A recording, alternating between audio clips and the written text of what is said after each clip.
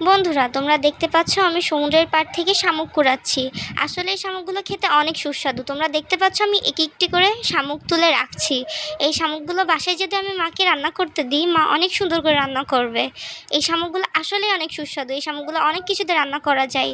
দেখতেই পাচ্ছ তোমরা, আমি খুঁচিয়ে খুঁচিয়ে শামুক মাটি থেকে বার করছি।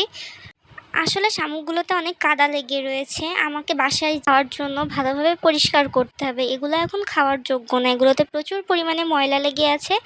আমাকে বাসায় যেয়ে এগুলো ভালো করে পরিষ্কার করে মাকে দিতে হবে, তখন মা আমার জন্য ভালো করে রান্না করতে পারবে শামুকগুলা।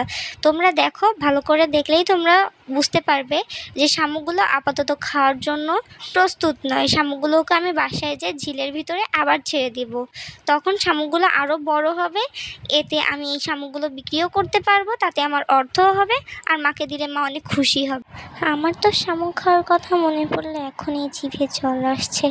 আমি তো ভেবে রাখছি মাকে কি কি রান্না করতে বলবো। শামুকের রেসিপি, আমার তো শামুক খেতে খুবই ভালো লাগে। আমার সব থেকে পছন্দের রান্নার খাবারের ভিতরে শামুক অন্যতম। শামুকের তো সব কিছুই ভালো লাগে।